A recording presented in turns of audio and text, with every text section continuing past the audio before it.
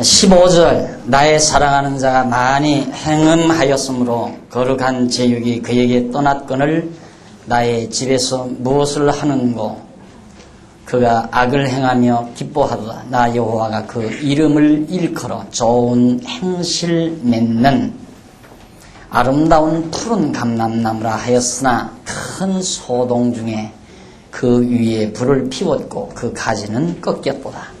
바알에게 분향함으로 나의 노를 격동한 이스라엘 집과 유다 집의 악을 인하여 그를 심은 만군의 여호와 내가 그에게 재앙을 선언하였느니라. 애굽 땅에서 뽑아다가 가나안 땅에 심어놓은 아름다운 감람나무가 결국은 못된 열매를 맺었기 때문에 결국 재앙을 내려서 그 감람나무를 뽑아버리겠다 하는 얘기 말씀과 같은 뜻입니다. 결국 행음을 얘기하죠. 영적 행음. 하나님을 저버리고 우상을 섬기는 것은 가장 큰 죄악입니다. 그 다음 18절로부터 23절 선지자를 배척하는 아나돗 사람들에게 재앙을 예언하는 내용이죠. 선지자들이 아무리 하나님의 말씀을 전해도 듣지를 않아요. 왜? 강팍하게 해서 듣지 않고 깨닫지 못하게 하시려고. 그래서 그 아나돗 사람들에게 재앙을 주시겠다 하는 내용이 바로 그 나머지 대목 18절로부터 잠깐 읽어보실까요? 여호와께서 내게 알게 하셨으므로 내가 그것을 알았나이다. 여호와께서 내게 알게 하셔서 내가 알았습니다. 다른 신에게 절하고 다른 신을 섬기는 것이 잘못인 것, 그것이 행음인 것을 알게 하소서. 그때 주께서 그들의 행위를 내게 보이셨나이다. 나는 끌려서 잡히러 가는 순한 어린 양과 같으므로 그들이 나를 해하려고 꾀하기를 우리가 그 나무와 과실을 함께 박멸하자. 그를 산자의 땅에서 끊어서 그 이름으로 다시 기억지 못하게 하자. 함을 내가 알지 못하였나이다. 이방 민족들이 와서 완전히 가나안 땅 예루살렘에 심어놓은 감람나무를 다 잘라다가 다시는 이들이 여기에서 살지 못하게 하자. 공의로 판단하시며 사람의 심장을 감찰하시는 만군의 여호와여, 나의 원정을 죽게 하리였사오니 그들에게 내 대한 주의 보수를 내가 보리이다 하였더니 여호와께서 아나돗 사람들에게 대하여 이같이 말씀하시되 그들이 내 생명을 취하려고 찾아 이르기를 너는 여호와의 이름으로 예언하지 말라. 두렵건대 우리 손에 죽을까 하노라 하도다. 아나돗 사람들이 여호와의 이름으로 예언하면 너는 죽인다 이 말이에요. 예언 못하게 한다 이거죠. 그러므로 만군의 여호와가 이같이 말하노라. 보라, 내가 그들을 벌하리니 청년들은 칼에 죽으며 자녀들은 기근에 죽고 남은 자가 없으리라. 내가 아나돗 사람에게 재앙을 내리니 곧 그들을 벌할 해니라. 벌할 해. 그 해가 하나님의 뜻에 정해져 있는데 그 해가 되면 아나돗 사람들을 내가 벌을 주겠다. 선지자들로 여호와의 이름으로 예언하지 못하게 하는. 그러면 캄캄한 거예요. 선지자가 여호와의 이름으로 예언을 하지 못하면 사회는 캄캄한 겁니다. 쉽게 말해서 오늘 우리 교회가 하나님의 말씀이 바르게 선포되는 것은 캄캄한 거죠. 캄캄해요. 어떻게 해야 되는 건지, 무슨 생각을 해야 되는 건지, 뭐가 중요한 건지 전혀 알지 못하고 답답하고 캄캄한 겁니다. 그러면 제가 이렇게 보면요,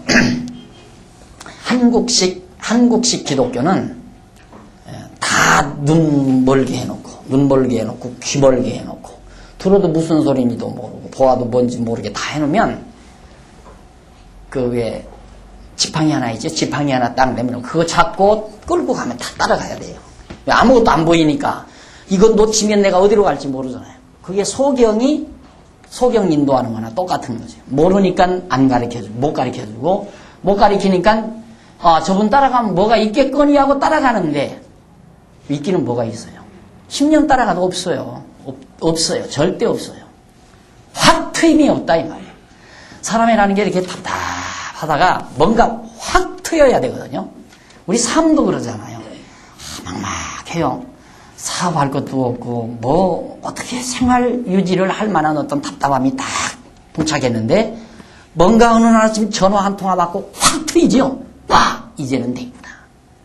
이런 것처럼 우리 인생살이도 그래요. 세상을 나와서 철들기 전까지 쫙 살아가다 보면 왜 사는 건지, 무엇 때문에 살아야 되는 건지, 이렇게 살아도 되는 건지, 뭐가 뭔지 모르게 답답해요, 항상. 그게 머리가 항상 터프 해가지고 묵분해서 조금만 무슨 일이 있으면 치근둥. 거기에 무슨 행복이 있겠어요? 이 머리가 확 트여야 되거든요. 환하게 확 밝아버리면 머리가 깨끗하잖아요, 여러분. 2, 3일 바빠가지고 막 머리 감지 못해서 막 근질근질하고 뭔가 그냥 여기 쫙 묻어있는 거야. 샴푸로 막 확 감고 나면 막 깨끗하죠? 그런 것처럼 우리 두뇌가, 우리 속 두뇌가 그렇게 말끔하고 확 트여야 된다. 진리가 들어가기 전에 그렇게 안 돼요. 그렇게 해야 밝아져요. 그런데 선지자의 음성, 선지자의 예언이 전해지지 않는다면 이스라엘 백성이 캄캄한 거죠. 뭘 하고 살아야 될지, 어디로 가야 될지, 무슨 생각을 해야 될지, 내가 하는 일이 옳은지 그른지 전혀 알지 못한다.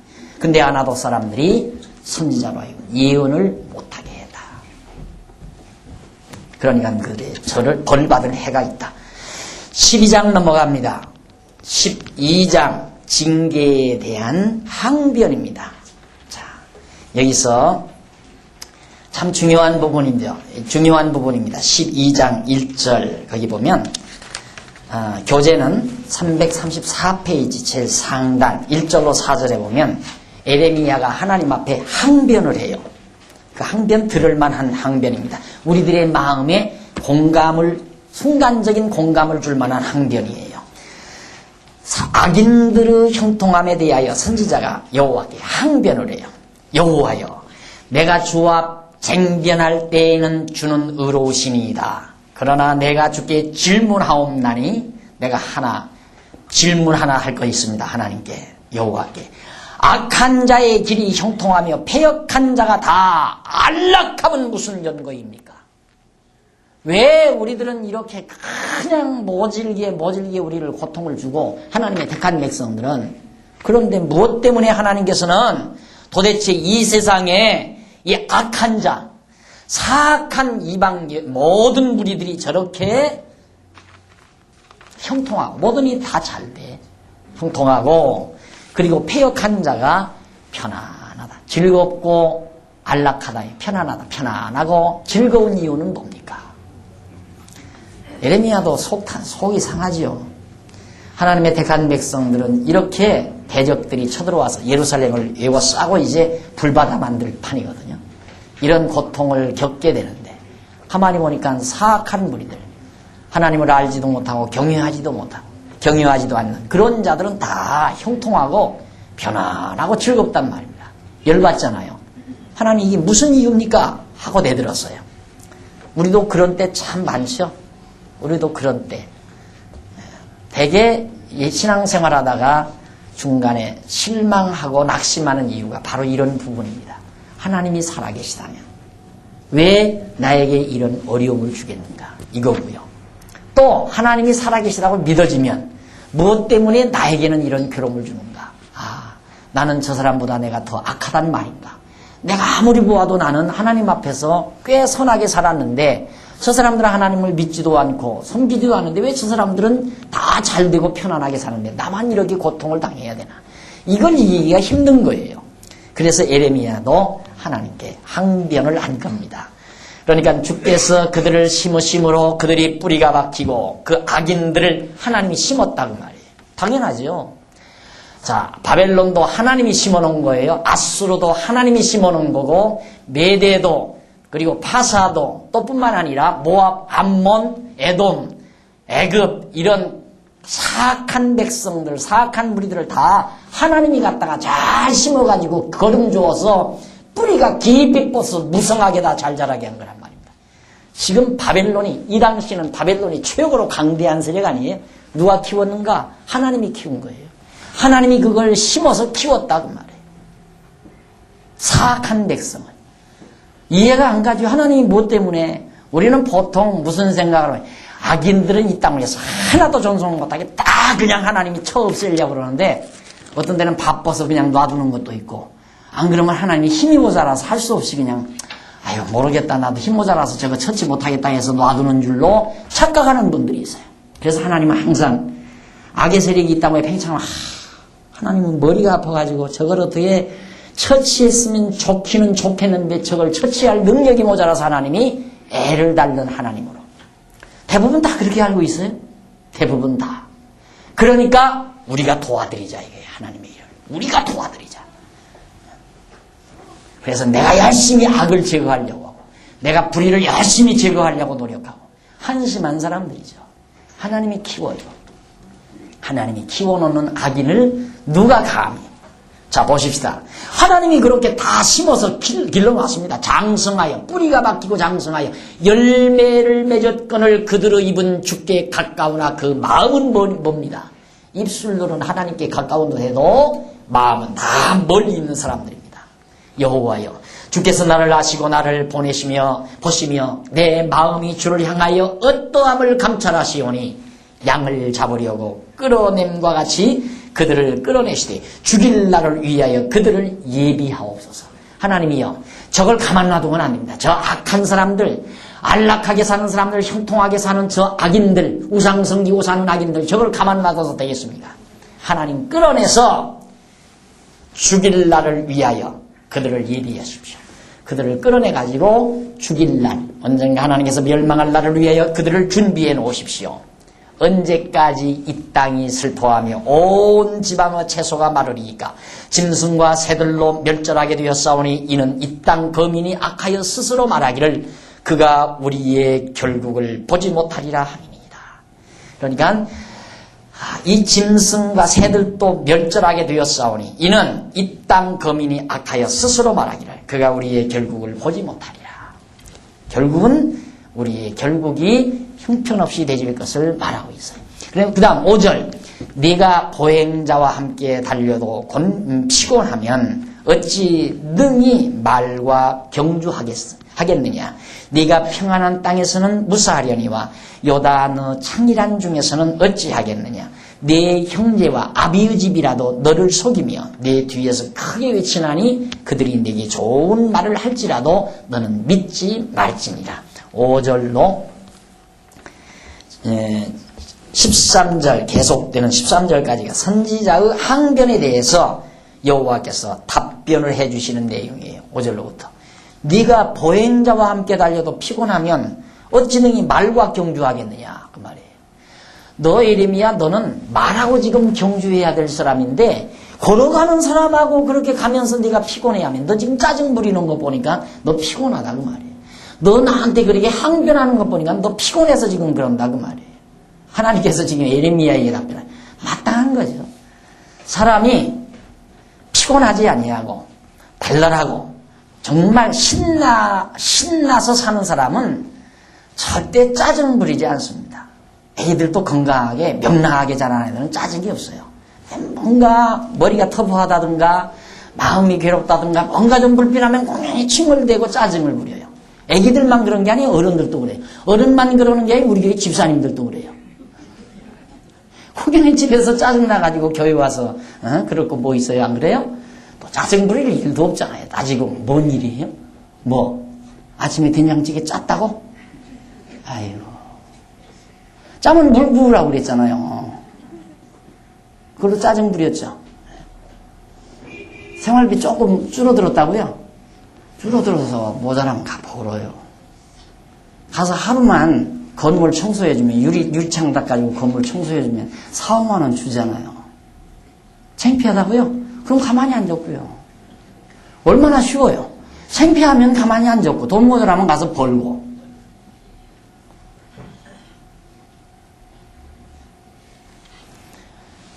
우리가 지금 예레미야 하나님께서 이 말씀하는 게 얼마나 재밌게 말씀하는지 몰라요. 너 지금 보행자와 같이 하는데 거기서 네가 피곤하면 어찌 능히 앞으로 말하고 경주해야 되는데 말 되겠느냐 이 말이죠. 말과 경주하겠느냐. 네가 평안한 땅에서는 무사하려니와 요단의 창이란 중에서는 어찌하겠느냐. 요단의 창이란 어려움이 부딪혀올 때에 내가 지금 아직 평안할 때 이렇다면 큰 어려움이 올 때 어떻게 해야 돼? 내 형제와 아비의 집이라도 너를 속이며 내 뒤에서 크게 외치나니 그들이 내게 좋은 말을 할지라도 너는 믿지 말지니라. 어려움이 부딪혀온다. 너 그거 이유가 아니다. 너 지금 그런 일로 나한테 짜증 부릴 이유가 아니다. 그러면서 7절 내가 하나님께서 에레미야에게 하는 말이 내 집을 버리며 내 산업을 내어 던져 내 마음에 사랑하는 것을 그 대적의 손에 붙였노니 내 집과 내 백성과 내 사랑을 대적의 손에 내가 붙였다. 내 산업이 산림중의 사자같이 되어서 나를 향하여 그 소리를 바라는 거로 내가 그를 미워하였음이로다. 내 산업이 산림중의 사자같이 되어서 나를 향하여 그 소리를 바라는 거로. 그러니까 도리어 막 하나님께 대드는 거예요. 하나님의 산업이, 하나님의 소유가 산림 속에, 산중에 사자처럼 막 사나워져 가지고 막 하나님을 향해서 대들고 있다 이 말이에요. 내가 그를 가만 놔두겠느냐 이 말입니다. 내가 미워하였음이로다. 내 산업이 내게 대하여는 눈이 있는 매가 아니냐. 매들이 그를 에워싸지 아니하느냐. 너희는 가서 들짐승들을 모아다가 그것을 삼키게 하라. 잡아먹는 매들. 많은 목자가 내 포도원을 회파하며 내 분깃을 유린하여 나의 낙토로 황무지를 만들었도다. 이 강대한 하나님께서 심어서 강하게 만들어 놓은 악인들이 와서 예루살렘을 다 황폐케 만들었다. 그들이 이를 황무케 하였으므로 그 황무지가 나를 향하여 슬퍼하도다. 온 땅이 황무하면 이를 개의하는 자가 없음이로다. 회멸하는 자들이 광야 모든 자산 위에 이르렀고 여호와의 칼이 땅 이 끝에서 저 끝까지 삼키니 무릇 혈육 있는 자가 평안치 못하도다. 무리가 밀을 심어도 가시를 거두며 수고하여도 소득이 없은즉 그 소산으로 인하여 스스로 수치를 당하리니 이는 여호와의 분노를 인함이라. 너 에레미야 나한테 지금 반항하는 거야? 너 지금 나한테 쟁변하자는 거야? 나하고 말싸움하자는 거야? 너 아직도 멀었어. 그러면서 이제 정말 하나님께서 저 강대한 나라들을 데려다가 나를 향해서 대들었던 이민족, 내가 사랑했고 내 소유였고 내가 정말 아꼈던 내 민족들을 대적의 손에 내가 다 내맡겨버린 것이다. 그래서 이런 어려운 재앙이 너희에게 임한다. 그러면서 14절로 17절은 유다를 친 이방도 돌이키지 않으면 뽑으신다고 말씀은 내가 내 백성 이스라엘에게 산업으로 준 산업을 다치는 나의 모든 악한 이웃에게 대하여 나 여호와가 이같이 말하노라. 보라 내가 그들을 그 땅에서 뽑아버리겠고 유다 집은 그들 중에서 뽑아내리라.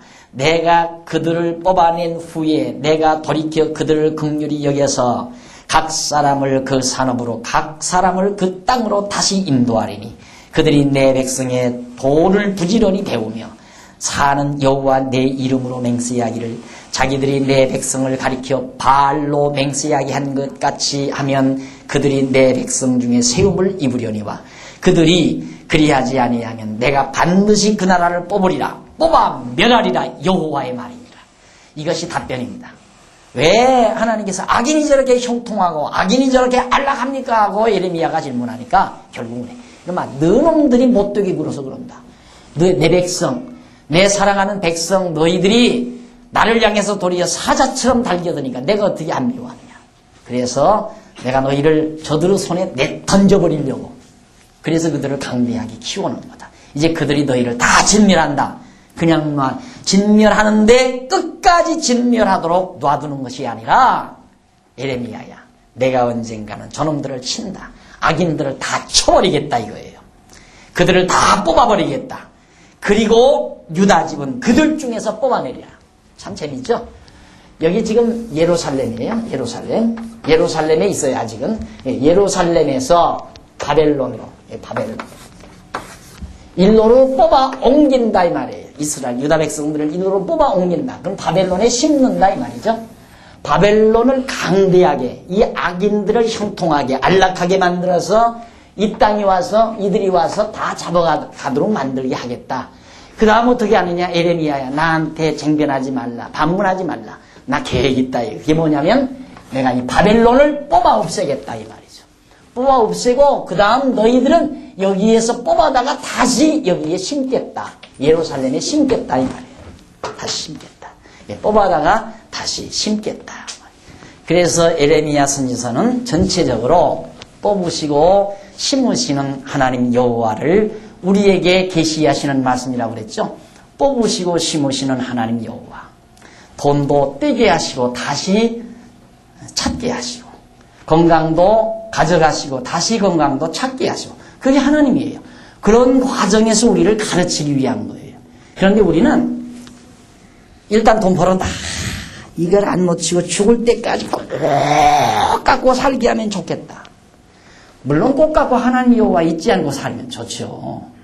그런데 돈을 하나님이 예를 들어서 부유하게 하셨다. 그걸 하나님이 주셨으면 그걸 가지고 하나님 여호와 잊지 않고 늘 경외하면서 하나님 섬기면서 즐겁게 살면 얼마나 좋겠어요. 그런데 그러지 않고 돈에 취해가지고 돈에 다 마음 뺏겨가지고 하나님 여호와 등한히 한다. 나 요즘 자꾸 우리 성도대 학생 느는 거 심상치 않아. 이 경제 한파가 오기는 와야 되겠구나. 오늘도 내 뒤에 앉아서 경제 한파가 오기는 와야 되겠구나. 지금 이 시간 아마 공부하는 것보다 돈 지금 핸드백 속에 돈이 수표 몇 장 딱 들어있으면 여기 안 오지. 갈 때 있잖아요. 있죠? 갈 때 있잖아요. 권사님만 없지. 오라는 데가 참 많다고요. 그러니까 하나님께서 가져가잖아요. 가져가야 하나님 여호와 다시 기억하게 하시니까. 이게 하나님 하시는 일이에요. 그러니까 내가 늘 강조하잖아요. 인간이 사는 목적은 가지고 누리는 데 있는 것이 아니라 하나님 편에서 하나님 여호와를 배우게 하려는 데 있다. 우리가 광야 생활이라고 그랬잖아요. 광야 생활은 뭘 소유해서 누리는 곳이 아니에요. 갖다 쌓아놓고 누리는 곳이 아니에요. 하늘에서 매일같이 만나를 하나님도 복잡하게 힘드시잖아요. 그러니까 야 40년 먹을 것 갖다 쌓아놔라 하고 해서 다 줘버렸으면 끝나지. 뭘 매일 아침잠 못 주무시면서 내리실 필요 뭐 있어요. 편안히 늦잠 주무시고 한 40년간 한꺼번에 다 줘버렸으면 40년 동안 광야에서 휙 퍼다 먹든지 삶어를 먹든지 구호를 먹든지 다 먹고 살 건데 안 그래요? 안 그래요. 하나님 그렇게 안 했어요. 매일 아침 가야 돼. 매일 아침 그것만 줘요. 근데 우리는 광야 생활이라고 해서 쌓아놔야 편안한 거야. 그냥 뭔가 갖다 쌓아놔야. 쌓아놔도 안 편안했잖아요. 은행에다 넣어놓고 얼마나 지금 마음 아픈 분들이 많은데 야 은행 넘어간다. 아이고 먹고 쓰기나 할걸. 넘어가면 끝나는 거죠. 나라 묻어나서 다 펑크 나버리면 다 끝나는 거예요. 뭐 적금이고 저금이고 할 것 없이 나라가 지금 묻어나서 다 남의 나라 경제가 돼버리는데 그거 다 무슨 필요가 있는 거예요. 다. 걱정스럽죠. 그렇게 된다면. 그것도 걱정할 거 없어요. 왜? 여기 광야니까. 쌓아놓고 사는 곳은 어딘가? 가나안 땅 가야 쌓아놓고 살아요. 거기는 참고 지어도 돼요. 알았어요? 씨 뿌리고 열매 맺혀요. 한 해 거둔 열매, 그 다음 봄철까지, 그 다음 열매 맺을 때까지 먹을 수 있는 곳이 가나안 땅이에요. 근데 우리는 여기서 막 자꾸 쌓아놓고 그걸 통해서 안심하려고 하니까. 여호와 하나님을 의지하고 안심하려고 하지 아니하고. 그러니까 하나님의 목적과 내 목적이 다른 데서 항상 갈등이 오는 거예요. 갈등이 오는 거. 그러니까 다행히 그래도 몇 년 먹을 거 있잖아요. 그거 얼마나 다행이요. 근데 그걸 믿지 말라 그 말이에요. 그걸 믿지 말라. 몇 년 먹을 거 죽을 때까지 잡술 거 해놓으셨어도 그걸 믿고 편안하지 말라 이 말이에요. 여호와 하나님 있으니까 편안해야지. 그게 중요한 거란 말입니다. 그래서 지금 여호와 하나님께서 이스라엘 백성들에게 지금 그 말이에요. 너희들을 뽑았다가 다시 여기다 심어놓겠다. 이들을 다 진멸시키겠다. 이들이 돌이키지 않냐. 근데 이들도 만약에 너희를 보고 바알 섬기듯이 너희가 섬기는 여호와 하나님을 이들도 섬긴다면 이들도 내가 도와주겠다. 그래서 고레스가 바벨론이 망하면서 고레스 파사왕이 등장하죠. 그때 이제 이스라엘 백성들이 노임마다 오잖아요. 우리 에스라 느헤미야 공부할 때 배웠잖아요. 파사가 바빌로니아를 쳤거든요. 메대와 파사가 단합해가지고 바벨론 느부갓네살을 쳐버렸어요. 그리고 파사 사람 고레스가 그 다음 느부갓네살 자리에 앉았단 말입니다. 그래서 파사 제국이 돼요. 그때 파사 제국의 그 황제였던 고레스가 마음이 누그러졌어요. 여호와 두려운 줄 알았어요. 그래가지고 야 여호와를 섬기는 유다 백성들아 다 너희 고토로 돌아가. 이게 웬 벼락이에요? 그걸 약속하는 거예요. 하나님께서. 걱정하지 말라. 악인이라고 늘 안락하고 평안한 게 아니다. 다 쓸모가 있어서 우선 형통케 한 거고 다 쓸모 있어서 잠시 안락하게 한 거지 영원히 그들을 안락하게 하는 게 아니다. 예레미야야 약오르냐? 악인들 편안하게 사는 거 약올라? 그러지 말라 이 말이야. 내가 너희를 더 사랑한다. 하나님의 말씀은 바로 그런 뜻입니다. 13장 넘어갑니다. 자, 징계의 여러 형태, 어떤 형태로 징계를 하실까에 대해서 말씀합니다. 첫째, 1절로 7절 보면 명령에 따라 가서 감추어둔 띠가 썩은 것을 보게 합니다. 여호와께서 이같이 내게 이르시되 너는 가서 뱃띠를 사서 네 허리를 띠고 물에 두지 말라 하시기로 내가 여호와의 말씀대로 띠를 사서 내 허리에 띠니라. 여호와의 말씀이 다시 내게 임하리라 가라사대 너는 사서 내 허리에 띈 띠를 가지고 일어나 유브라데로 가서 거기서 그것을 바위 틈에 감추라 하시기로 내가 여호와께서 내게 명하신 대로 가서 그것을 유브라데 물가에 감추니라. 여러 날 후에 여호와께서 내게 이르시되 일어나 유브라데로 가서 내가 내게 명하여 거기 감추기 위한 띠를 취하라 하시기로 내가 유브라데로 가서 그 감추었던 곳을 파고 띠를 취하니 띠가 썩어서 쓸데없이 되었더라. 하나님께서 예레미야에게 하나의 시범을 보여요. 띠를 사서 허리에 동이라. 그 다음 하나님께서 야 그 띠를 그대로 잊지 말고 저 유브라데 강가 바위 틈에 갖다가 숨겨놔라. 며칠 있다 가서 봐라. 띠가 다 썩어져 있어요. 그 무슨 뜻인가? 8절 여호와의 말씀이 내게 임하여 가라사대 나 여호와가 말하노라. 내가 유다의 교만과 예루살렘의 큰 교만을 이같이 썩게 하리라. 띠가 썩은 것처럼 다 썩어버리게 하겠다. 이스라엘의 예루살렘의 큰 교만, 유다의 교만. 교만이라는 다른 거 아니에요. 여호와 하나님 경외하지 않아요. 우상 섬기는 게 교만이에요. 교만. 정말 우상을 섬기는 죄가 가장 종교적인 근본적인 죄입니다. 근본적인 죄. 그러니까 이건 정말 하나님께서 용납할 수가 없죠. 하나님과 인간과의 관계가 단절되는 것이니까요. 그러면서 이 악한 백성이 내 말 듣기를 거절하고 그 마음에 강팍한 대로 행하며 다른 신들을 쫓아 그를 섬기며 그들에게 절하니 당장 나오잖아요. 그들이 이 띠에 쓸데없음 같이 되리라. 나 여호와가 말하노라. 띠가 사람의 허리에 속함 같이 내가 이스라엘 온 집과 유다 온 집으로 내게 속하게 하여 그들로 내 백성이 되게 하며 내 이름과 칭예와 영광이 되게 하려 하였으나 그들이 듣지 아니하였느니라. 하나님께서는 띠가 사람에게 속한 것처럼 이스라엘 백성을 하나님께 속한 백성으로 내 백성 삼고 내가 그들의 하나님이 되려고 했지만 그들이 내 말에 청종치 않았다. 그리고 우상을 섬겼다. 그 말이에요. 12절 그러므로 너는 이 말로 그들에게 이르기를 이스라엘 하나님 여호와의 말씀에 모든 병이 포도주로 차리라 하셨다 하라. 모든 병이 포도주로 가득히 찬다. 그리하면 그들이 내게 이르기를 모든 병이 몸의 병이 아니라 술 담는 병, 포도주를 담는 병.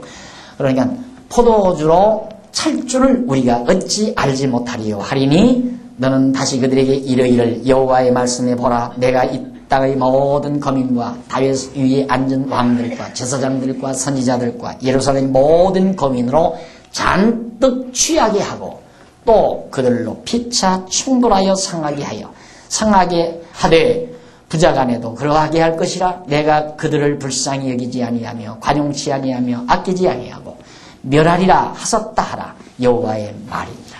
다 취해버리게만 제정신 없게 만들어 놓겠다. 포도주로 병을 가득히 채워가지고 포도주 술 먹고 제정신 차리지 못하게 다 서로 갈등하고 충돌하고 그렇게 해서 망하게 하겠다 너희들. 그러니까 하나님이 포도주 안 먹이면 안 그럴 건데 하나님이 포도주 가득 채워서 먹여놓고 막 충돌하게 해서 망하게 한다 이 말이에요. 그러니까 망한 백성을 구원만 하는 게 아니에요. 여러분 하나님이 절대 그렇게 뭐 인간들이 저질러 놓은 것을 하나님이 뒤치다거리나 하는 하나님이 아니에요. 하나님은 망하게도 하시고 흥하게도 하시고 죽이기도 하시고 살리기도 하시는 하나님이지 죽은 걸 살려내는 하나님만은 아니다 이 말이에요. 너희들은 들을지어다 15절 귀를 기울일지어다 교만하지 말지어다 여호와께서 이같이 말씀하시느니라 그가 흑암을 일으키시기 전 너희 발이 흑암한 산에 거치기 전 너희 바라는 빛이 사망의 그늘로 변하여 침침한 흑암이 되게 하시기 전에 너희 하나님 여호와께 영광을 돌리라. 흑암을 일으키기 전 너희 발이 흑암한 산에 거치기 전 이게 다 시적인 표현인데 죽기 전에 그 말이에요. 눈 감기 전에 숨 넘어가기 전에 컴컴한 대로 저승사자에게 끌려가기 전에 그런 뜻이죠. 그때에 바로 너희 하나님 여호와께 영광을 돌리라. 너희가 이를 듣지 아니하면 나의 심령이 너희 교만을 인하여 은근히 곡할 것이며 여호와의 양무리가 사로잡힘을 인하여 눈물을 흘려 통곡하리라. 자, 이렇게 해서 하나님의 간절한 긍휼심을 드러내고 있습니다. 그 다음 이제 18절로부터 19절까지는 여호와께서 왕과 왕후도 낮아지리라고 명하고 있죠. 왕과 왕후 다 망한다. 너희 왕과 왕후에게 고하기를 스스로 낮추어 앉으라. 관 곧 영광의 면류관이 내려졌다 하라. 남방의 성읍들이 봉쇄되고 열자가 없고 유다가 다 잡혀가되 온전히 잡혀가도다. 성읍마다 성주들 각 성읍마다 왕들 왕후들 전부 다 낮아지게 하고 결국 다 끌려가게 하겠다. 너는 눈을 들어 북방에서 오는 자들을 보라. 네가 받았던 때 네 아름다운 양 떼는 어디 있느냐. 너의 친구 삼았던 자를 그가 네 위에 수령으로 세우실 때에 네가 무슨 말을 하겠느냐. 너의 고통의 잡힘이 구로하는 여인 같지 않겠느냐. 북에서 바벨론 사람들이 쭉 밀려와 가지고 예루살렘을 칠 때 당하는 여러 가지 고통. 22절 네가 심중에 이르기를 어찌하여 이런 일이 내게 임하였는고. 어떻게 하다가 우리가 이렇게 됐는가. 요즘 경제한타 당하고 나서 다 그러죠. 우리나라가 어떻게 하다 이렇게 됐나. 만불하더니만 5,000불로 폭삭 주저앉은 이유가 뭘까. 이스라엘은 더 지금 유다 백성들은 더 하는 거죠. 어찌하다가 우리가 이 성읍들이 이렇게 다 망했는고. 이런 일이 내게 임하였는고 하겠으나 내 죄악이 크므로 내 치마가 들리고 수치가 드러났다 이 말이죠. 네 발꿈치가 상함이니라. 발꿈치 상하면 걷지도 못하고 쓰지도 못하고 구수인이 그 피부를 표범이 그 반점을 변할 수 있느냐. 구수인이 그 피부, 구수 사람들 피부가 검은데 그걸 변하지 못하고 표범이 그 반점, 범이 가지고 있는 검은 점, 그 반점을 변할 수 있느냐? 변할 수 없다 이 말. 변할 수 있느냐? 할 수 있을진데 악에 익숙한 너희도 선을 행할 수 있으리라. 그걸 변할 수 있다면 구수인들이 피부빛이 하얗게 되고 그 다음 표범이 반점이 변한다면 너희도 그렇게 선을 행할 수 있을 것이다. 그러니까 너희는 못한다 이거죠. 선 못 행한다. 그거 변할 수 없을 만큼 너희 악행도 변할 수가 없다. 그러므로 내가 그들을 사막 바람에 불려가는 소개같이 흩으리로다. 유다 백성들의 죄악이 너무 심하기 때문에 도저히 고쳐지지 않는다. 그래서 싹 흩어버린다. 여호와께서 가라사대 이는 내 응득이요 네가 행한 네가 여호와를 거역하고 우상을 섬긴 그런 소득이다. 내가 헤아려 정하여 내게 준 분깃이니 네가 나를 잊어버리고 거짓을 신뢰하는 연고라. 하나님께서 주신 분복이다. 그것도 분깃이다. 그러므로 내가 네 치마를 네 얼굴까지 들춰서 네 수치를 드러내리라.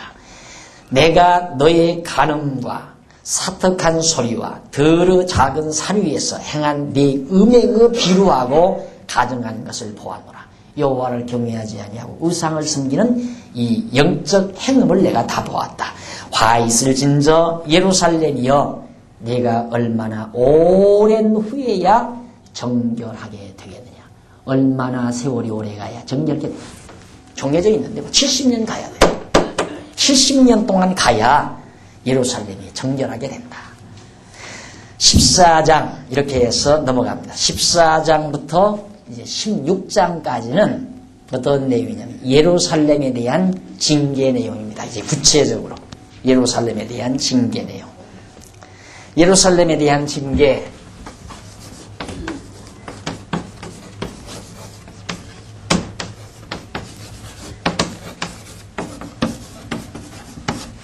첫째, 가뭄.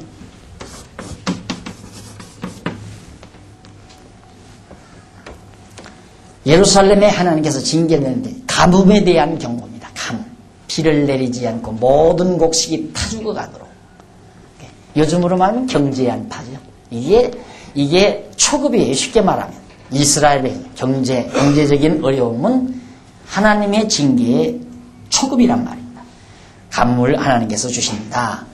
1절로 6절, 가뭄으로 인하여 예루살렘의 처참한 모습을 예고합니다. 가뭄에 대하여 에레미야에게 임한 여호와의 말씀이라. 여호와께서 에레미야로 말씀합니다. 유다가 슬퍼하며 성문의 무리가 곤비하여 땅에 앉아 애통하니 예루살렘의 부르짖음이 위에 오르도다. 귀인들은 자기 사환을 보내어 물을 기르라 하나 그들이 우물에 가서도 물을 얻지 못하여 빈 그릇으로 돌아오니 부끄럽고 근심하여 그 머리를 가리우며 땅에 비가 없어 지면이 갈라지니 밭 가는 자가 부끄러워서 그 머리를 가리는도다. 더러 암사슴의 새끼를 낳아도, 암사슴은 새끼를 낳아도 풀이 없으므로, 비가 안 오니까 풀이 없으므로 내어버리며 들나귀들은 자산 위에 서서 실랑같이 헐떡이며 물이 없으니까 풀이 없으므로 눈이 아득하여 하는도다.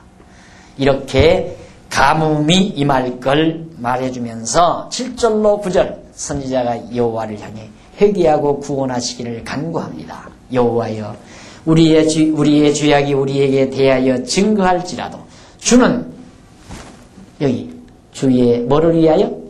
이름을 위하여. 주의 이름을 위하여. 기억나죠? 이름을 위하여.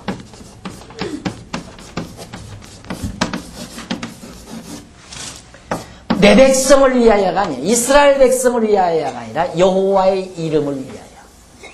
언약대로 이루시는 여호와의 이름을 위하여. 그러니까 왜? 이렇게 가뭄으로 유다 백성 다 죽여버리면 이게 지금 유다 자손인데 다윗이 이게 유다 자손 아니에요?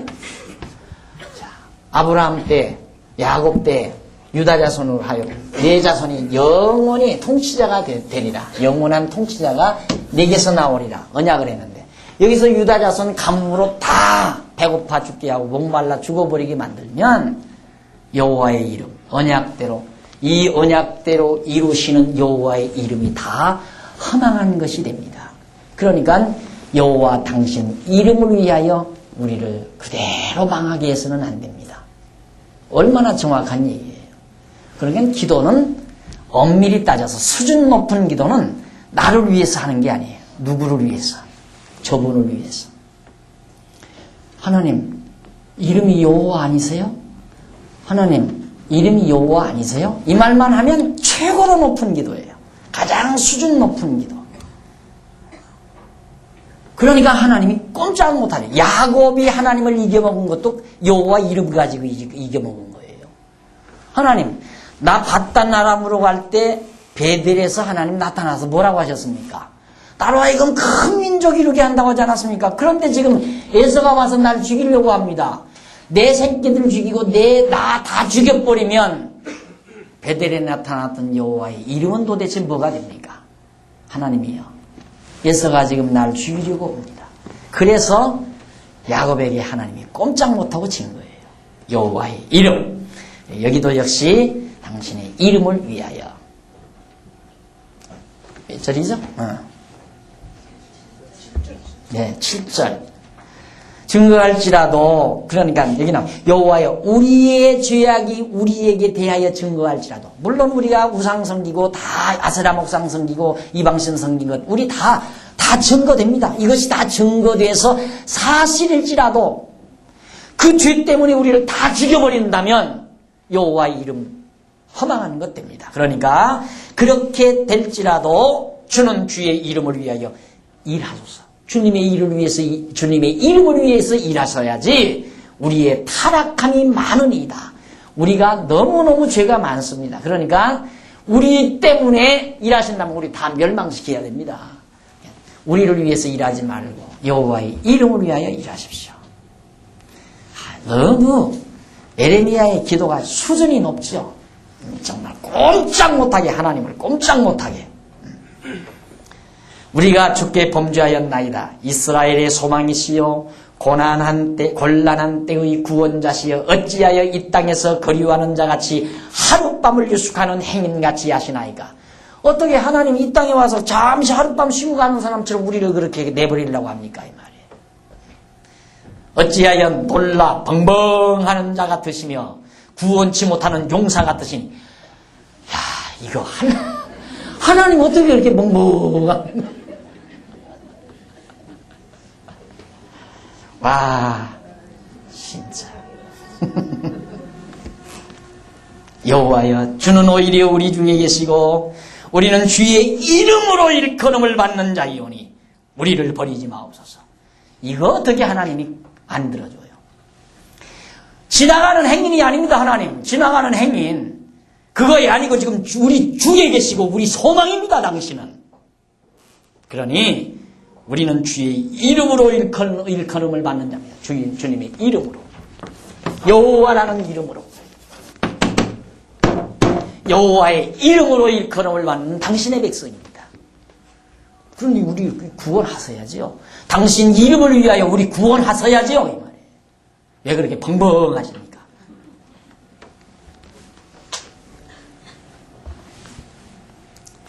참 이 기도 듣고 하나님도 미소 지으셨을 거예요. 10절 여호와께서 이 백성에 대하여 말씀하시되 뭐라고 하시나 들어봅시다. 그들이 어그러진 길을 사랑하여 그 말을 금하지 아니하므로 나 여호와가 그들을 받지 아니하고 이제 그들의 죄를 기억하고 그 죄를 벌하리라 하시고 여호와께서 또 내게 이르시되 너는 이 백성을 위하여 복을 구하지 말라. 여전해요. 야, 너 이제 그런 기도하지 말라. 막 벙벙하다는 게 뭐냐 임마. 그런 소리 하지 말라. 그들이 금식할지라도 내가 부르짖음을 듣지 아니하겠고 번제와 소제를 드릴지라도 내가 그것을 받지 아니할 뿐 아니라 칼과 기근과 연병으로 그들을 멸하리라. 칼과 기근과 연병. 그러니까 결국 비 오지 않게 해서 배고프게 만들고 먹지 못하게 하고 결국 가뭄에 대한 경고 중에 연병. 언제나 그렇습니다. 가뭄이 이르면 먹을 것이 없고 먹지 못하면 몸이 약하니까 병이라고 유행병이 잘 돌고요. 그러니까 우리 어렸을 때 보면 유행병이 언젠가 보릿고개 당시에 유행병이 더 심해요. 유행병이 다 체질이 약하니까 못 먹어 체질이 약하니까 이게 이제 하나님께서 역사하시는 재앙이란 말입니다. 재앙. 그 다음 이제 12절로 14절까지 보면 백성들끼리 충돌해서 상하게 되어 멸망할 것을 예고합니다. 서로. 그러니까 가난하니까 이제는 막 서로 뺏어먹고 그러기 위해서 충돌이 일어난다. 이에 내가 가로되 슬퍼도소이다. 하나님께서 이제 기도하지 말라니까 에레미야가 슬픕니다. 어디 그럴 수 있습니까? 이 말이죠. 주 여호와여 보시옵소서. 선지자들이 그들에게 이르기를 너희가 칼을 보지 아니하겠고 기근은 너희에게 이르지 아니할 것이라. 여호와께서 이곳에서 너희에게 확실한 평강을 주시리라 하나이다. 선지자들은 그렇게 예언 안 합니다. 아주 평안할 거다. 절대 전쟁 안 일어난다. 배고픔 없다. 풍요 없다. 나쁜 사람들이죠. 우리도 거기에 속았지만 괜찮다. 야, 달러 많으니까 막 해외여행 다니라. 얼마까지 가지고 나가도 된다. 그때 이스라엘 백성들의 선지자들도 이런 거짓말을 예언했다 이 말이죠. 여호와께서 내게 이르시되 선지자들이 내 이름으로 거짓 예언을 하는도다. 거짓 예언을 하도다. 나는 그들을 보내지 아니하였고 그들에게 명하거나 이르지 아니하였거늘 그들이 거짓 계시와 복술과 허탄한 것과 자기 마음을 속임으로 너희에게 예언하도다. 거짓말로 이방에 귀신 접해가지고 헛된 소리 하는 거다. 그거 진짜 말 아니다. 그러므로 내가 보내지 아니하였어도 내 이름으로 예언하여 이르기를 칼과 기근이 이 땅에 이르지 아니하리라 하는 선지자들에 대하여 나 여호와가 이같이 이르노라. 그 선지자들은 칼과 기근에 멸망할 것이요 그들의 예언을 받는 백성은 기근과 칼로 인하여 예루살렘 거리에 던짐을 입을 것인즉 그들을 장사할 자가 없을 것이요 그 아내와 그 아들과 그 딸도 그렇게 되리니 이는 내가 그들의 악을 그 위에 부음이니라. 너는 이 말로 그들에게 이르라. 내 눈이 밤낮으로 끊이지 아니하고 눈물을 흘리니 이는 처녀 딸 내 백성이 큰 파멸 중한 참상을 인하여 망함이니라. 내가 들에 나간즉 칼에 죽은 자요 내가 성에 들어간즉 기근으로 병든 자며 선지자나 제사장이 다 땅에 들어다니며 어찌할 바를 알지 못하는도다. 그러니까 선지자들이 거짓을 예언하고 백성들은 우상을 섬기고 그럴 거 아니에요. 가르치는 자가 올바로 가르쳐야 백성들이 깨닫고 여호와 하나님을 경외하며 섬기는데 이놈의 선지자들이 백성들 귀에 달콤한 소리만 자꾸 해줘요. 듣기 좋은. 야, 잘 먹고 잘 산다. 복 받는다. 야, 하나님께서 축복해서 잘 산다. 이런 좋은 소리만 자꾸 하고 편안하다. 이래 놓으니까 백성들이 여호와 하나님을 잊어버리고 우상을 섬기고. 야, 너들 그렇게 우상 섬기면 안 돼. 그거 하면 하나님이 벌 줘. 그거 하면 하나님이 싫어해. 그렇게 가르쳤어야 되는데 편안하다. 절대 전쟁 안 일어난다. 기근도 안 일어난다. 안 온다. 이러고 거짓 예언을 선지자들이 했기 때문에 결국 백성들은 다 우상을 섬기게 되고 이로 인하여 망하게 되고 이제 지도자들은 갈팡질팡 알지를 못하고 어찌할 바를 모르고 이것이 예루살렘의 패망의 모습인데 역시 가뭄 이를 통해서 와지는 예루살렘의 패망 모습입니다. 그 다음 19절로부터 마지막 22절까지 거기는 19절로부터 22절까지는 선지자가 회개하고 언약 맞아요? 네. 선지자가 회개하고 언약을 들어 비를 주실 것을 구하죠. 에레미야 선지자가 주께서 유다를 온전히 버리시나이까. 참말로 아주 버리실 겁니까 유다를? 그게 궁금한 거예요. 에레미야로서는 그렇잖아요. 유다 자손은 하나님이 언약 자손인데 이게 그 유다 자손이 망하면 안 되게끔 돼 있는 자손인데 유다를 온전히 버리실 겁니까? 주의 심령이 시온을 싫어하시나이까? 예루살렘 하나님이 싫어하는 겁니까? 어찌하여 우리를 치시고 치료하지 아니하시나이까? 우리가 평강을 바라도 좋은 것이 없고 치료받기를 기다려도 놀람을 보나이다. 하나님 때리셨으면 약도 좀 발라줘야지 왜 약 안 발라줍니까? 하고 지금 대드는 거예요. 여호와여, 우리가 우리의 악과 우리 조상의 죄악을 인정하나이다. 맞습니다. 우리도 악하고 우리 조상들도 죄 많이 졌습니다. 아까도 말씀드렸지만 하여튼 솔로몬 이후 이렇게 잘 먹고 나라를 세워서 부유하게 잘 먹고 잘 살게 해놓으니까 그때부터 6월절을 이때까지 안 지켰으니까 이 매맞고 회복될 때까지 6월절을 안 지켰으니까 바벨론 폴에서 돌아온 이후 성전 짓고 참으로 6월절 지키잖아요. 그때 너무나 감격해서 대성통곡하고 기쁨과 희락의 눈물을 흘리면서 큰 잔치가 이스라엘 백성들에게 예루살렘에서 일어났었댔죠. 너무 즐거워서. 그러니까 그때까지 6월절 안 지키면서 범죄했으니까 우리 죄도 조상들의 죄도 우리가 다 인정합니다. 다 인정합니다.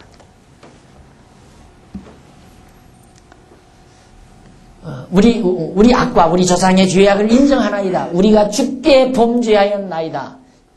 그러면서 또다시 21절 주의 이름을 위하여 우리를 미워하지 마옵소서. 아무리 죄인이지만 주님의 이름을 위해서라도 우리 미워하면 안 됩니다. 이렇게 생각하면 됩니다. 애기들이 아주 너무너무 못된 짓 하니까 아빠가 내쫓을 거 아니에요. 매도 때리고. 그러면 이놈이 정말 이 예레미야와 같은 심정이라면 매맞고 쫓김받아서 그래도 손을 이렇게 앞으로 모으고 머리를 푹 숙이고 와서 아버지 그래도 나는 박씨 아니에요? 아버지 아들 아닙니까? 버리면 안 됩니다. 그거 살려요, 죽여요, 그걸. 예? 지금 그 심정이에요. 우리 버리면 안 됩니다. 이름을 위해서라도. 내가 박씨인데, 아버지도 박씨인데, 박씨가 박씨를 아주 죽여버리면 어쩌자는 얘기입니까? 그 말이죠. 아버지 집안 끝나는 겁니다. 내가 박씨 집안의 장손인데. 그 얘기예요, 지금. 그러니까, 하나님은 어쩔 수 없이 용서하게 돼 있어요. 용서 안 하면 안 돼요. 하나님이 용서 안 하면 죽여야 되는데. 그렇잖아요? 죄값은 사망이라고 하나님이 딱 못 박아놨는데, 그러면 죽여야 되잖아요. 죄졌으니까. 그래서 할 수 없이 하나님이 사람이 되셔서 와서 죽으신 거예요. 당신 말 책임져야 되니까. 얼마 죄지면 죽여넣어? 했단 말입니다. 죽인다고 했으면 죽여야죠. 안 죽이면 하나님도 거짓말쟁이. 하나님 거짓말쟁이. 죽인다고 해놓고 왜 안 죽여?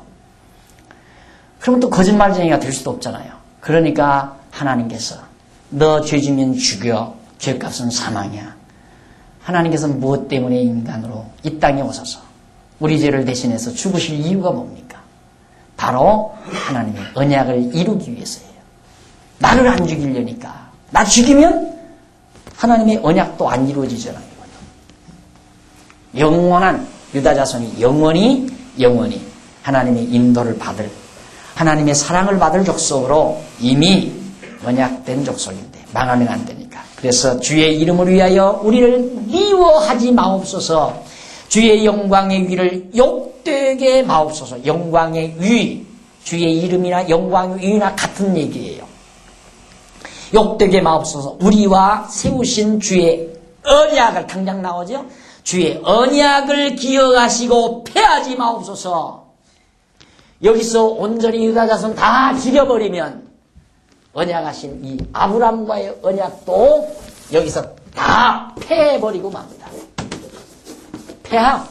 이거 하면 안 됩니다, 하나님. 당신 이름을 위해서도, 당신 영광의 위를 위해서라도, 위엄의 위를 위해, 영광의 위를 위해서라도, 당신의 영광의 위가 욕되지 않습니까?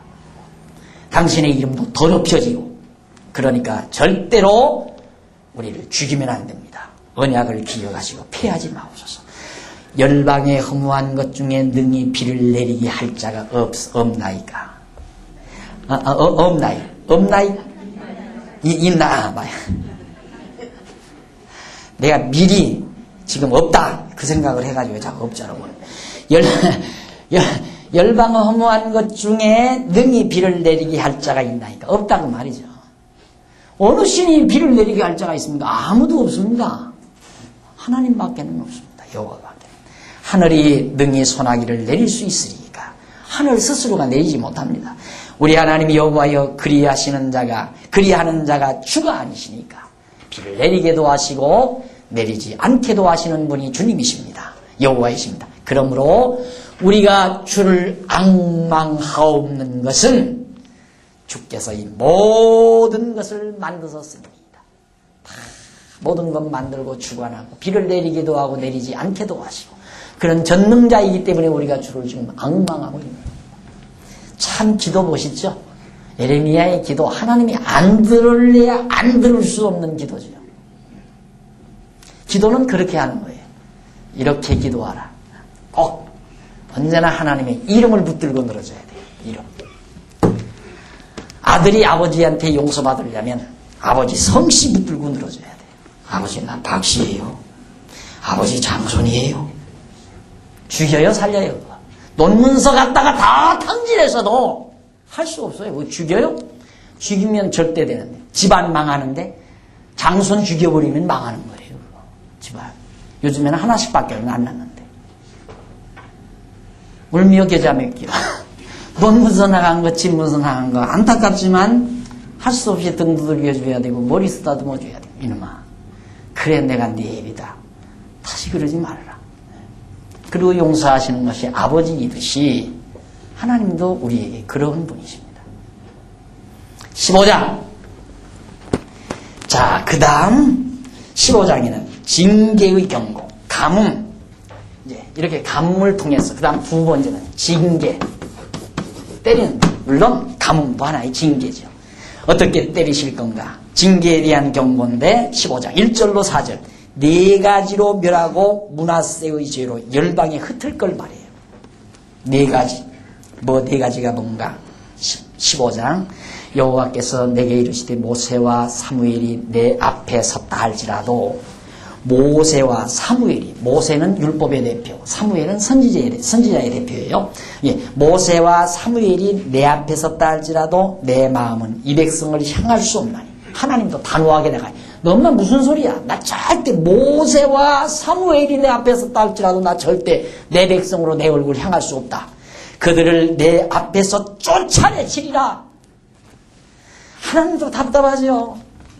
자, 여기서 분명히 이렇게 이방민족으로 보내기로 이미 모세를 통해서 다 약속 다 해놓고 전부 예언 다 해놨는데 에레미야가 지금 여기서 하나님 여기서 다 끊어버리면 하나님 이름이 어떻게 됩니까? 이래 놓으니까 어쩔 수 없지만은 하나님 여기서 그래요. 안 된다 이거예요. 난 절대 돌이킬 수 없다. 왜? 이걸 해야 하잖아요. 하나님이. 그 다음 돌이키는 여기서 돌이키는 거예요. 그래서 바로 아브라함과의 언약도 모세와의 언약도 다 상충된 것 같이 상충되는 듯 싶지만은 이 두 가지 언약이 여기에서 다 이루어지는 거예요. 여기에서 모세와의 언약대로 70년 포로 생활시키고 아브라함과 이 유다 다윗과의 언약으로 바로 다시 회복을 시켜주시고 그래서 뽑으시고 심으시는 이유가 뭔가? 뽑으시는 이유는 신의 산 언약을 이루기 위한 것이고 그 다음 다시 심으시는 것은 아브라함과의 언약을 이루기 위해서 3대 언약을 이루기 위해서 다시 갖다 심으시는 거고 그러니까 뽑고 심으시는 것이 아브라함과의 언약, 신의 산 언약 두 가지 언약을 다 이루시기 위한 하나님의 섭니다. 정확하죠? 깨끗하고 정확해요. 이게 하나님이 하시는 일이에요. 그러니까 결국은 드러나는 건 뭐예요? 하나님은 언약대로 이루시는 여호와이시다. 그거 하나 딱 드러나고 말아요. 자, 아브라함과의 언약대로, 모세와의 언약대로 이루어지네. 그런데 에레미야는 이거 하지 말라 이거예요. 모세와의 언약 기억하지 말고 여기서 끊어버리면 우리는 하나님의 이름은 다 헛겁니다. 그리고 하나님 영광의 위가 다 부질없이 돼버립니다. 하나님 왜 끊으려고 합니까? 하고 사정을 했는데 하나님께서는 안 된다. 아직은 나 절대 얼굴 못 돌이키겠다. 그러니까 성경은 밴댕이 이권사님 나 또 잊어버렸어요. 밴댕이 이건 누가 알아요? 밴댕이 맞아요? 속 좁은 사람을 뭔 속이라 밴댕이. 네. 밴댕이? 네. 밴댕이 속 같은 사람은 성경 몰라요. 밴댕이 속처럼 생각해서 시야가 좁은 사람은 성경 알 수가 없어요. 그런데 매주일 날마다 성경 두 손을 거질 참 재주 좋은 사람들이라고 난 생각해요. 그 사람들 가만히 참 재주가 좋아. 1년 6개월 365일 그러니까 주일날 설교만 32서너개 해야 돼요. 수요일 저녁 있죠? 오후 설교 있죠. 그러면 1년에 한 150, 60개 설교를 그냥 해야 되는데 그것도 몇 년에 먹는가? 위임받아가지고 3, 40년 동안 한 교회에서 어떤 분은 40년 동안 한 교회에서 계속했다는 거예요. 그럼 40년 치고 설교 150개 잡고 40년이 몇 개? 빨리 계산해봐요. 몇 개요? 그것도 빨리 계산 못하네. 6,000개. 와, 대단한 실력이죠? 6,000개. 그걸 어떻게 두 손의 구절 읽고 그렇게 하나하나 만들어내려면. 그러니까 그놈의 설교는 10년을 들어도 20년을 들어도 무슨 소린지 이게 하나도 맞춰지지 않는 거. 정리가 안 돼요. 이 생각이 정리가 안 된다 이 말이에요. 그러면 사람의 생각을 흐트러 놓으면 그걸 솔직히 말하면 사람의 생각이 흐트러진 사람을 가리켜서 분열 환자라고 하는 거예요. 정신분열 환자.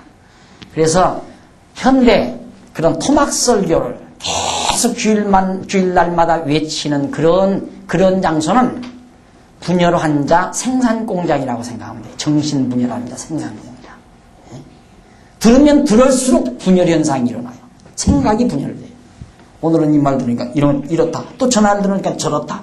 자꾸 정신이 혼미해지는 거예요. 혼란스러워요. 그러니까 아무것도 모르는 거예요. 아무것도 모르니까 하라면 하라는 대로 순종하는 거고. 그러니까 옛부터 머슴은 똑똑한 놈 두면 안 된다고 그랬어요. 우직스러운 놈. 머리가 둔탁해가지고 하라면 하라는 대로 그냥 수곡수곡 순종자라는 그놈이 1등 머슴이에요. 이건 머리 살살 쓰는 놈은 이건 골치 아픈 거라. 주인보다 앞서가면서 그렇게 하면 안 됩니다. 종자를 그렇게 그거 택하지 말고 저걸 택하지. 제 마음대로 자꾸 하려. 주인과 객이 종과 주인이 뒤바꿔지는 거죠. 그러니까 주인일수록 어리숙하고 우직스러워야 돼요. 종일수록. 그러듯이 왜 교인들을 다 그렇게 정신분열 환자를 만들어 놓는가? 병신 만들려고. 그게 병신이거든. 그러니까 병이 있는 몸을 병신이라고 해요. 그렇죠? 병신, 병 있는 몸을. 그러니까 정신분열병, 분열병이 엄청난 병치고는 가장 심각한 병이에요. 정신분열병이. 이 정신분열병이 있는 병신. 만들어 놔야 명령하는 대로 순종 잘하고. 돈 갖고 하면 돈 가고, 또 다이아 갖고 하면 다이아 가지고 오고, 숭숭해 하면 땀 흘리고, 뭐 하라는 대로 잘하죠. 어리숙해야. 병신 만들어 놔야. 그러니까 여기 보세요. 내가 절대 돌이키지 아니하려면 보십시오. 여기 목사님 보십시오. 여기 절대 돌이키지 않는다고 하지 않았습니까? 할 말 없어요. 그 말만 딱 보면 여기 와요. 어디 있다가 내가 그랬어요.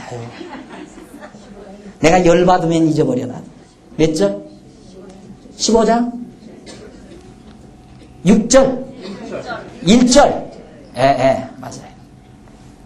여호와께서 내게 이르시되 모세와 사무엘이 내 앞에 섰다 할지라도 내가 내 마음은 이 백성을 행할 수 없나니 그들을 내 앞에서 쫓아내리라.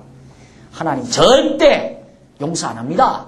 죄 지은 사람 절대 용서 안 합니다. 죄대로 멸망시키지. 맞잖아요. 그렇죠? 그 말만 딱 보면 맞는 얘기예요. 그러면 사람 잡는 거죠. 이런 설비 한번 딱 듣고 나면 여러분은 어깨 다 쳐지는 거야. 이제 이제 망했구나. 소망 없다. 어떻게 해야 하나. 이제 방법은 그래. 포기를 해버리든가 그래도 한번 붙들고 늘어져 보든가. 그런데 사람이 고집이 있어가지고 포기는 잘 안 해. 죽으라고 붙들고 늘어지지. 하나님 어떻게 하면 좋을까요? 별별 아양을 다